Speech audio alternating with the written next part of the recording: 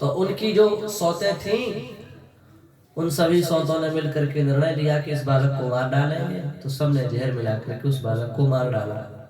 जैसे ही बालक की मरने की सूचना रानी को मिली, राजा को मिली, माथा पीट पीट करके रोने लगे, अत्यंत व्याकुल हो गए, मरणासन्न से हो गए। ऐसा लग रहा था जैसे मृत्यु को ही प्राप्त हो जाएंगे। और है भी दुख की बात, पुत्र ही नहीं।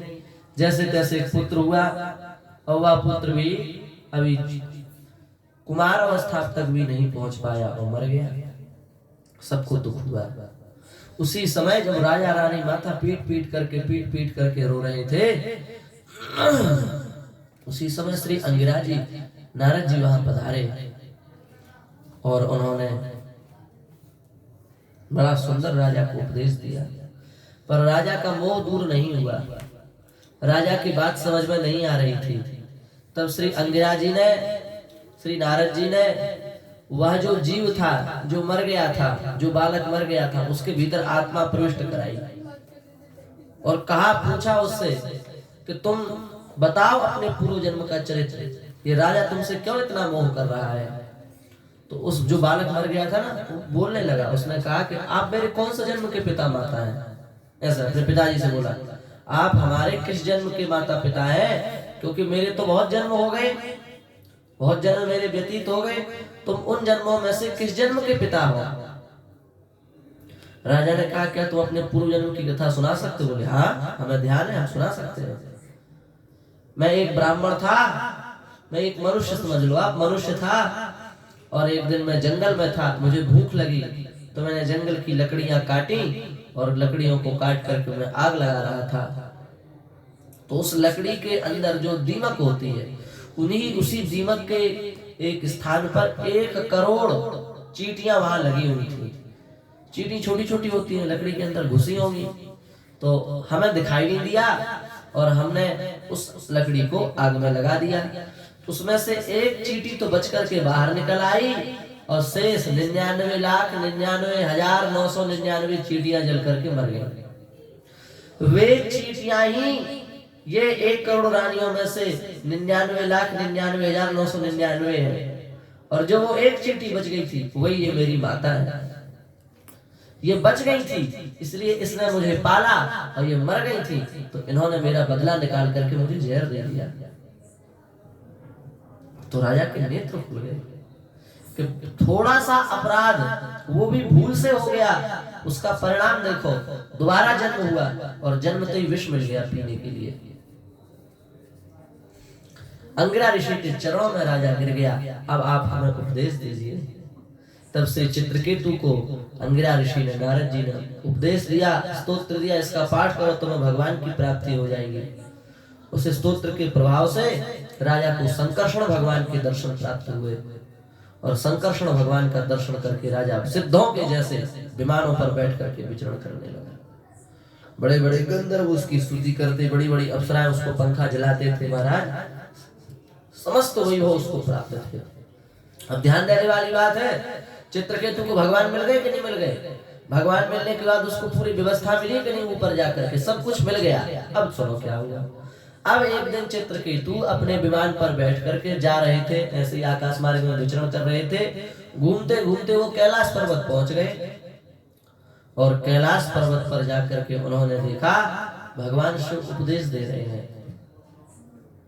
पार्वती जी को अपनी जंघा पर बैठाए हुए हैं, और पार्वती जी को जंघा पर बैठा करके तत्व ज्ञान का उपदेश दे रहे हैं।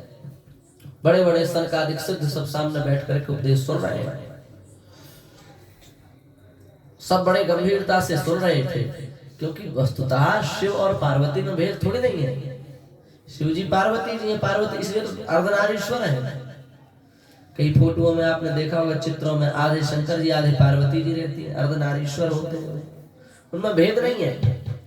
पर चित्रकेतु का जैसा भी प्रारब्ध था, वो ठहाका मार करके हंसने लगा और बोले, देखो जिनको स्वयं भी ये ज्ञान नहीं है कि ब्रह्म ज्ञानियों की सभा में कैसे बैठना चाहिए, वो ब्रह्म ज्ञान का उपदेश कर रहे हैं। देख लो क्या विडंबना है। जिसको बैठने का भी अभी ठीक ठीक बोध नहीं है कि किसके सामने कैसे बैठा जाता है, वो ब्रह्म ज्ञान का उपदेश दे रहे हैं। शंकर जी तो परम भक्त हैं, उन्होंने कुछ नहीं कहा, और पार्वती जी से नहीं रहा गया, श्राप दे दिया, तुम भक्त का अपराध करते हो, तुम भगवान शिव का अपराध करते हो, जाओ तुम राक्षस बन जाओगे। महाराज चित्रकेतु सामान्य कोटि का ज्ञानी नहीं था, बहुत उच्च कोटि का ज्ञानी था। वो कह रहा है को शापा कौन अनुग्रह, शाप और वरदान में क्या अंतर है?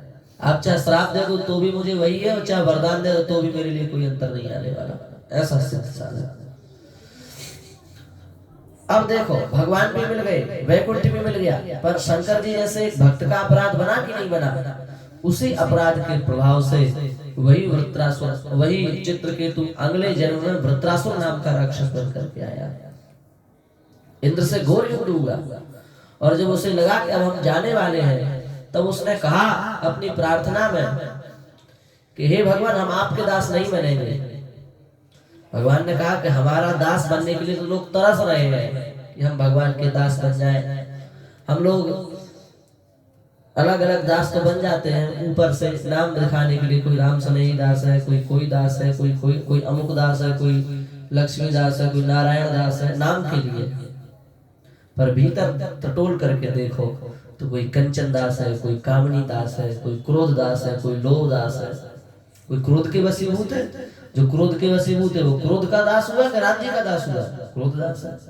जो लोभ के वशीभूत है वो लोभ राम जी का दास होगा, वो लोभ दास है। जो पैसे के वशीभूत है वो कामिनी कंचन दास है, स्त्री के वशीभूत है वो कामिनी दास है। हम लोग बाहर से दिखाने के लिए अलग अलग दास बन जाते हैं, पर भीतर टटोलो तो हम किसी और के ही दास निकलते हैं। तो कहने का भाव ये है कि लोग तो भगवान का दास बनने के लिए तरसते हैं कि हम भगवान का दास बन जाएं, पर वृत्रासुर कह रहा है हम आपका दास नहीं बनना चाहते। भगवान ने कहा किसके दास बनना चाहते हो?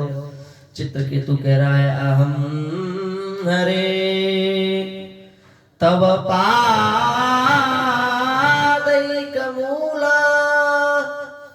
दासानुदासो भवितास्मि भूया मनस्मरेता सुपतेर्गुणास्ते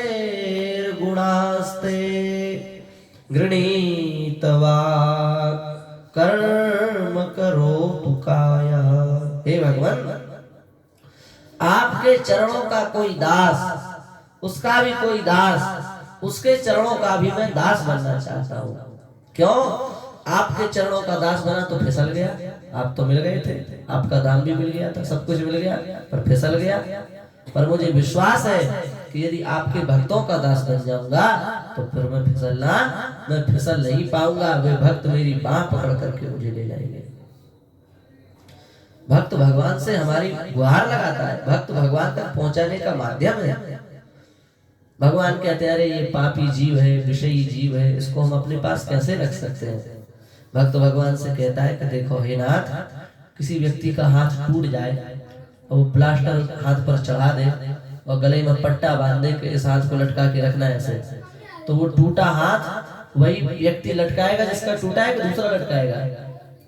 हमारा हाथ टूट जाए और डॉक्टर कहे कि इसको अपने ऐसे कंधे पर पट्टा टांग देगा, इस पर लटका के रखना, हम लटकाएंगे कि आप लटकाओगे? हम लटकाएंगे ना, क्योंकि हाथ हमारा टूटा है। ऐसे ही यह जीव पहले तो बड़ा सुंदर निर्मल था, पर यह धीरे धीरे वासनाओं में घुस गया और वासनाओं के चपेट में आकर के टूट गया है। भले ही टूट गया है, पर यह अंश तो आपका है ना, मूलता तो आपका है, इसलिए भले ही यह कैसा है, पर लटकाना इसको आपको ही पड़ेगा। ये आपके गले में लटकाया जाएगा क्योंकि आपका अंश है। ऐसा कह करके वे भक्त भगवान के सर्वमुख जीव को कर देते हैं। तो इसलिए कहने का अंतिम निचोड़ सार तात्पर्य केवल यह है कि हमारे जीवन में किसी भक्त का अपराध नहीं बनना चाहिए, भगवान का अपराध भी नहीं बनना चाहिए। पर भगवान का अपराध एक बार बन जाए, भक्त का अपराध नहीं बनना चाहिए। यदि हम भगवत अपराध और भागवत अपराध अर्थात भगवान का अपराध अथवा भगवान के भक्तों के अपराध से बचे रहेंगे तो हमारे जैसे नीच से नीच जीव को भी भगवत प्राप्ति से कोई नहीं रोक सकता, अधम से अधम जीव को भी भगवत प्राप्ति से कोई नहीं रोक सकता, क्योंकि भगवत प्राप्ति में यदि बाधा है तो केवल ये दो है। अन्य समस्त बाधाएं तो भजन करने से समाप्त हो जाती हैं। जैसे गंगा जी की जब अविरल धारा प्रवाहित होती है तो भगीरथ खाता अवच्छिन्न जल प्रवाह जो गंगा है, जब वे अविरल तरंग विच्छालित माध्यम से बहती हैं तो बड़ी बड़ी चट्टानें भी पिघल करके चूर चूर हो जाती हैं और वे बालू का आकार बना लेती हैं। उसी प्रकार से भगवान के चरण कमल रूपी मकरंद से निस्संदमान जो भक्ति रूपी गंगा है, जब वह प्रवाहित होती है तो मार्ग के समस्त प्रकार के पाप ताप संतापों को समाप्त कर देती है। पर ये दो चट्टानें ऐसी हैं जो कभी समाप्त नहीं होती। इसलिए यदि हम भगवत प्राप्ति के पथ पर सम्यक समासीन होना चाहते हैं तो हम भगवत अपराध से बचें और भागवत अपराध से बचें, तो फिर हमारे जीवन में किसी भी प्रकार का कोई पाप नहीं बचेगा और हम इसी जन्म में परमात्मा तत्व की प्राप्ति कर लेंगे। तो इन अपराधों से बचते हुए हम भगवान के सम्मुख हो जाए, इसी भावना के साथ श्री ठाकुर जी के चरणों में बारंबार दंडवत प्रणाम निवेदित करते हुए हम अपनी वाणी को विराम देते हैं। श्री वृंदावन बिहारी लाल की जय।